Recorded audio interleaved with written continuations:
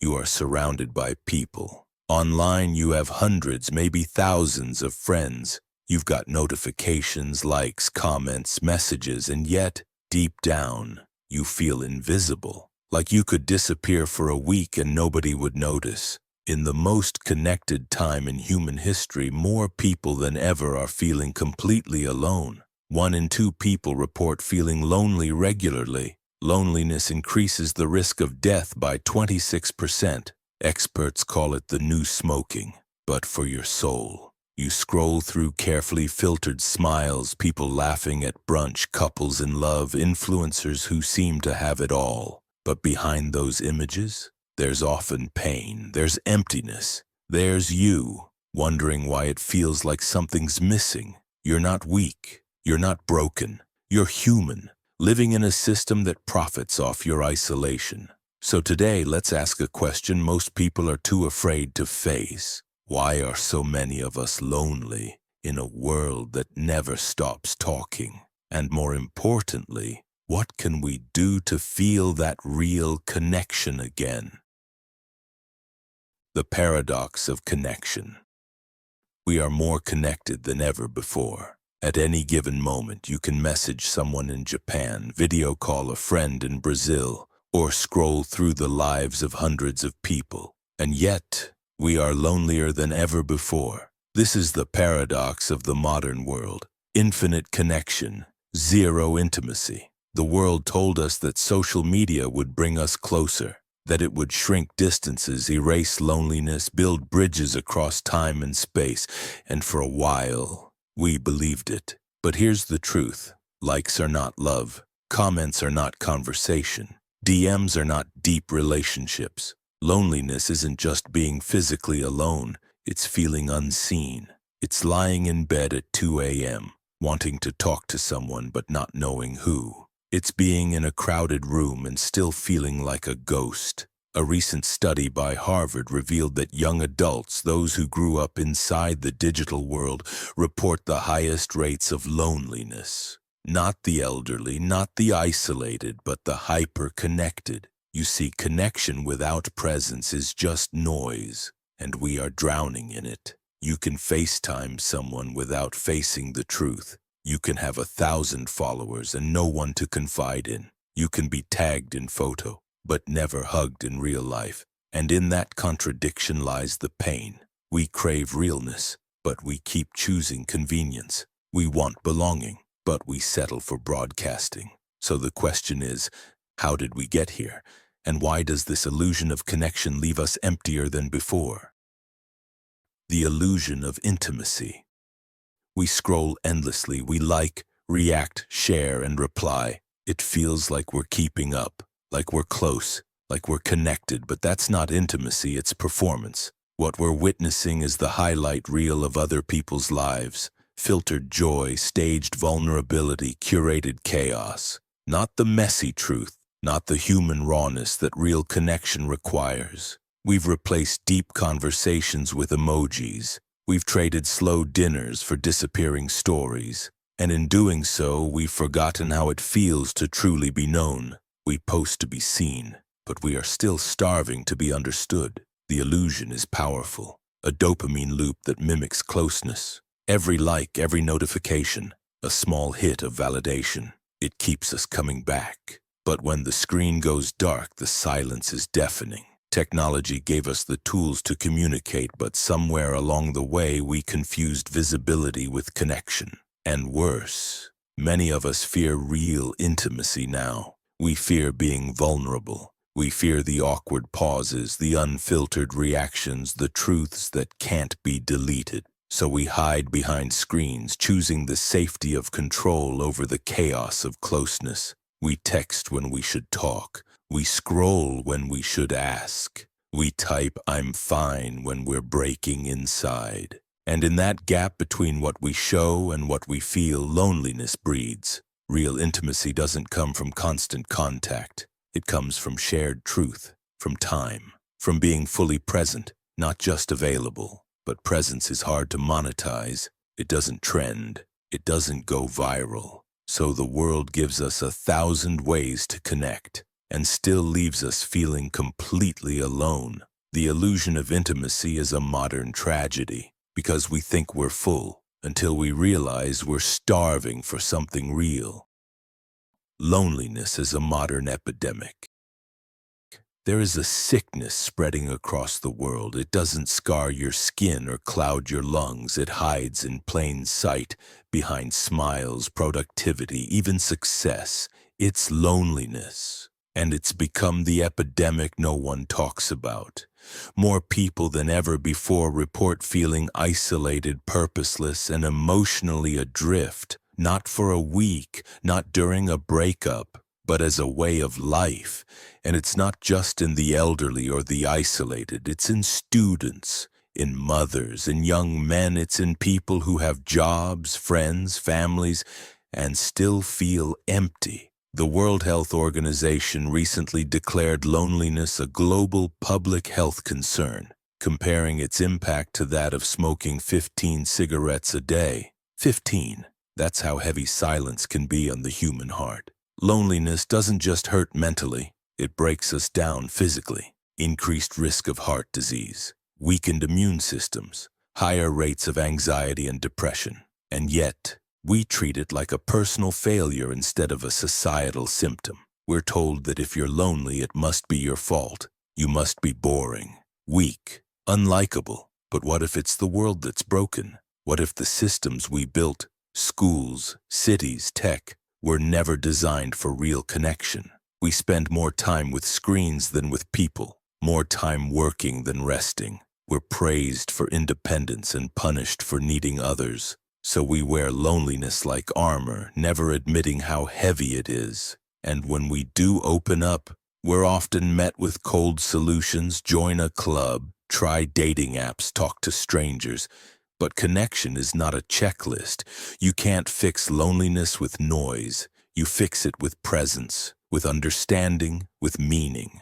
And meaning is harder to come by than ever, because the deeper truth is, we don't just feel lonely. We feel disconnected from who we are, from our values, from community, from purpose. That's what makes this an epidemic. It's not just about being alone. It's about being unseen, unheard, and untethered in a world that never stops moving. And the real tragedy? Most people suffering in silence believe they're the only ones, that everyone else has figured it out, that they're the outlier. But here's the truth. Loneliness is not a rare condition. It is a shared experience that almost no one dares to share until now. Philosophical takes on loneliness. What the great thinkers said. When we think of loneliness, we often imagine something wrong, a condition to cure. But the great philosophers didn't always see it that way. To them, loneliness wasn't just a symptom of despair. It was a mirror, a teacher, sometimes even a gift. Let's begin with Søren Kierkegaard, the Danish philosopher of the 19th century. He once wrote, "The most painful state of being is remembering the future, particularly the one you'll never have." For Kierkegaard, loneliness came not from being physically alone, but from living in a world where your deepest truths cannot be shared, where you wear masks to survive, and in doing so forget your real face. He called it the sickness unto death, a form of despair born from being alienated from yourself. Then there's Friedrich Nietzsche, the radical voice who said, "Aldous, the higher we soar, the smaller we appear to those who cannot fly." Nietzsche believed that deep loneliness was the price of becoming your highest self, that true individuals, the creators, the rebels, the philosophers, must walk alone, because most people fear uncomfortable truths. So the thinker becomes an outsider, not because they want to be, but because the world refuses to meet them where they are. And what about Simone de Beauvoir, the existentialist who explored the female experience? She argued that loneliness is intensified by otherness, that society's structures, patriarchy, conformity, hierarchy, isolate those who don't fit the mold. To her, loneliness was often political. It was what happens when you're told, directly or subtly, You don't belong here. We can't forget Blaise Pascal, the 17th century thinker who said all of humanity's problems stem from man's inability to sit quietly in a room alone. To Pascal, solitude was a crucible, the place where the ego dissolves and the soul emerges. But in modern times, we run from solitude. We fill every moment with noise, and in escaping ourselves, we lose ourselves. Then came Martin Heidegger, who saw loneliness as existential. He coined the term thrownness, the idea that we are thrown into a world we didn't choose with no clear guide, no map. To him, being human means being fundamentally alone in our inner experience. But he didn't see that as tragic. He saw it as the beginning of authenticity, because only when we accept our solitude do we begin to truly choose.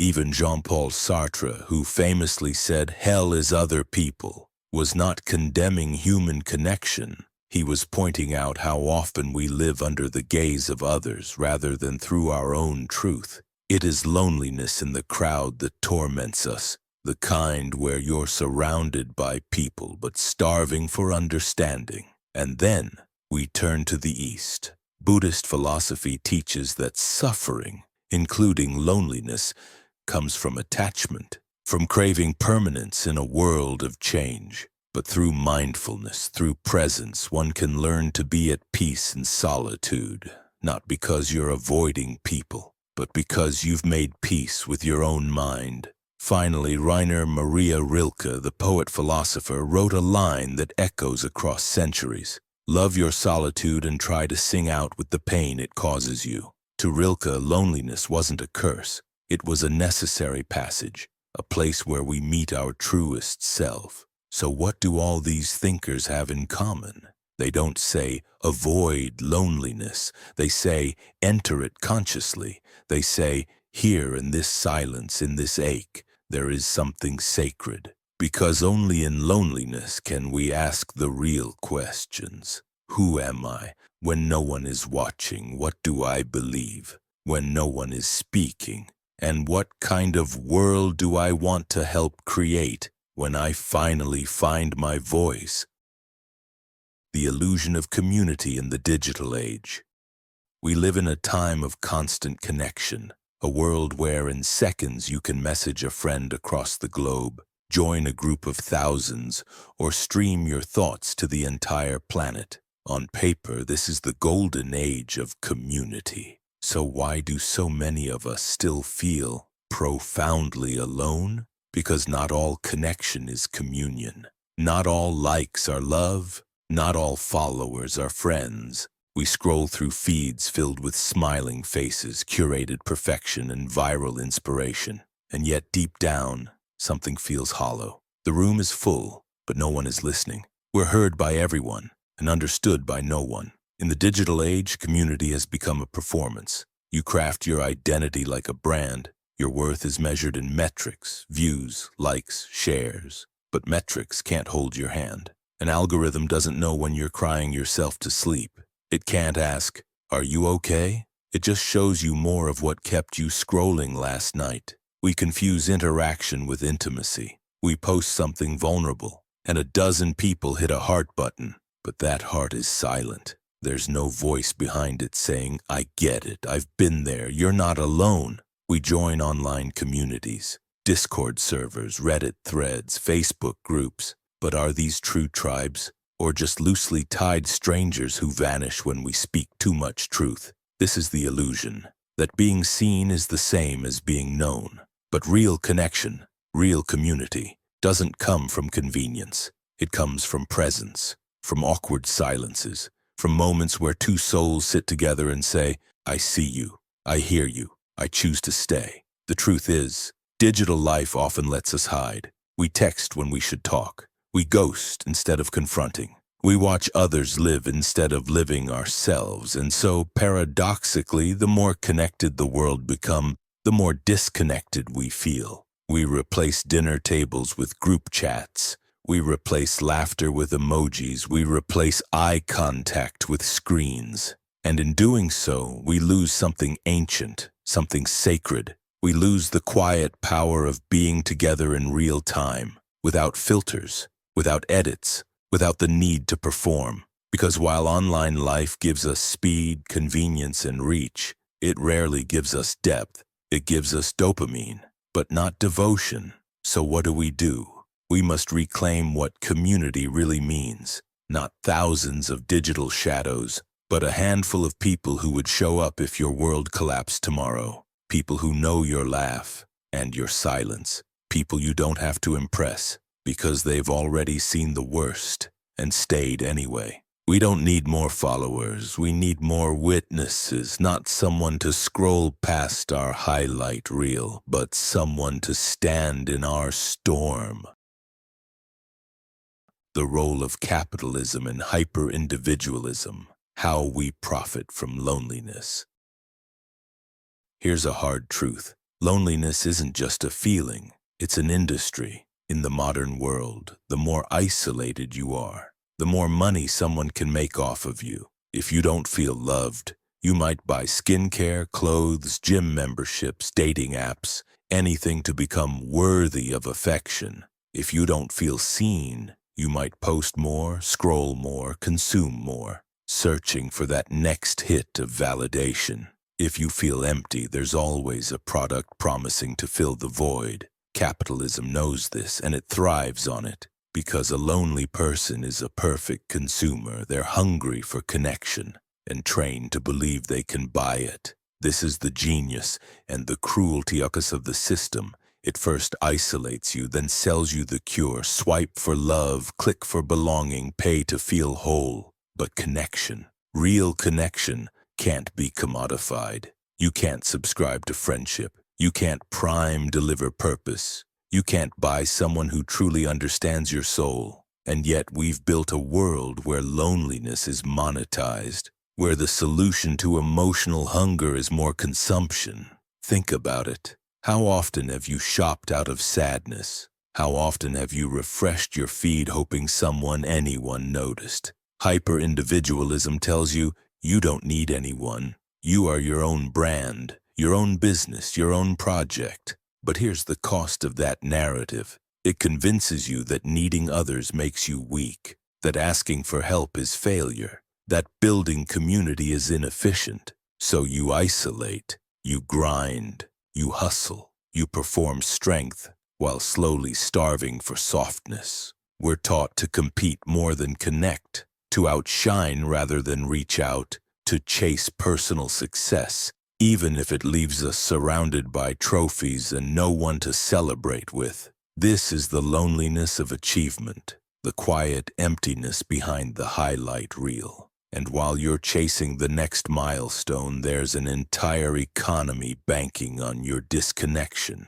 Because connected people don't buy as much. Connected people don't need to fill emotional voids with plastic ones. Connected people don't fall for fake solutions because they already feel full. The world tells us to be self-sufficient, to be strong, to not need anyone. But what if that's the biggest lie? What if the most radical thing you can do today is not to buy another self-help book, but to call someone, to show up, to be soft, to build something no system can profit from, a real human bond? Because in the end, loneliness is not just a personal problem, it's a systemic one. And reclaiming our connection is not just healing, it's rebellion.